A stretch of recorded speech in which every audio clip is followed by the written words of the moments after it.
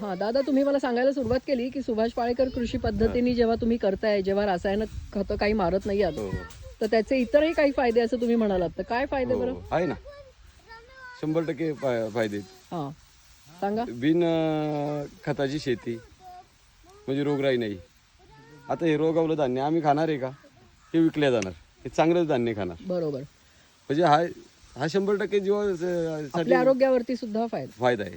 म्हणजे एक तर रासायनिक खतांमुळे आपल्या शरीरावरती देखील वाईट परिणाम होत हो असतात. होतात ना. इथे तर आपण शेण, गोमूत्र, गुळ, बेसन असलेच पदार्थ वापरतो. हो परत कुठले जी आपली फवारण्या आहेत त्या नाही नाही, देखील आशीट, अल्कोहोल हे त्याच्यामध्ये काहीच अंश येत नाही. ऍसिड नाही कुठलंच.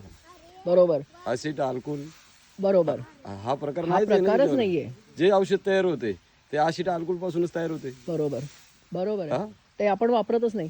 हा आपण काय काय वापरतो? फक्त शेण, गोमूत्र, हा आंबट ताकाची आपण मध्ये फवारणी असते एखादी, हो, हो. टॉनिक म्हणून आपल्याकडे नारळाचं पाणी असतं. हे ह्या रोगासाठी मात्र 100% ते ताक आणि अंडी हा. त्याचे 3 दिवस मिश्रण करून त्याचं पाणी करून पंपाने फवारलं तर तो रोग जागच्या जागेवर थांबला थांबला जातो. तिथे. हो. येणारी जी पाखरांची पुढे अलाउन्समेंट आहे ती बंद होती. हे चांगलं आपल्याला उपाय मिळाला हो त्याच्यात. 100% रिझल्ट आहे त्यात. नक्की नक्की. एक आमच्या त्या शेजारच्या वरचा शेतकरी चांगला सुशिक्षित आहे, शिकलेला आहे, त्याला याच्यामध्ये मोठा इंटरेस्ट आहे. म्हणजे तो स्वतः औषध वगैरे बनवतो चांगला शिक्षणाद्वारे.